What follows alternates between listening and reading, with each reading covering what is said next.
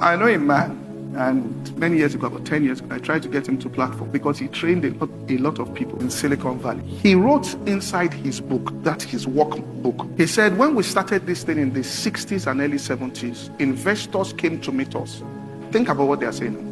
He says investors came to meet us and said, we want to invest in this particular business. Now, we want you to create a model for us that even if a civil war breaks out in America, we will make profit from this business. That it gets as bad as there's a war, we are guaranteed that our investments will come back to us. He built the model for them. In fact, he wrote there, he said, I destroyed what I built because if politicians got it, they will have used it to win elections. Now, for example, COVID happened. If you go to the normal Christian and say, God forbid, it won't happen again. You get what I'm saying? So a person there, they sit down and say, we lost money during COVID. Let's build a system with this business that if COVID happens for 2 years and people are locked in, we still make that money. They are creating neural pathways. Is it those kind of people you want to compete with? Job 5:20 here.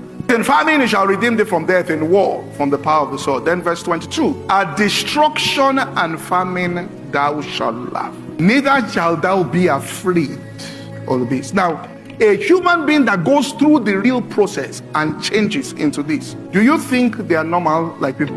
When famine, people are saying, there's famine, there's destruction, laughter will be coming out. And there will be no iota of fear. When someone comes to you, and this is how we should be trained as Christians, and someone comes with a problem and asks, I have a problem. You know what you should ask the person if you want to know where the person is? Can you give me 1 or 2 scriptures that cover this thing you came for? If they are blank, that's the trouble. What you should do as a spiritual person is not first of all, let us pray. It's first of all, let me give you 3 scriptures that will guarantee you the outcome of this situation. Now, you take these scriptures back and do what we are saying here. And after 2 weeks, come back. I'm telling you that after 2 weeks, the person will come back smiling. You know why? Exodus chapter 1 verse 12. It says, but the more they afflicted them, the more they did what? Multiplied and grew. I hope you know that if a person meditates on that, then the person will be waiting. Where is the affliction, please? Because I need multiplication and growth.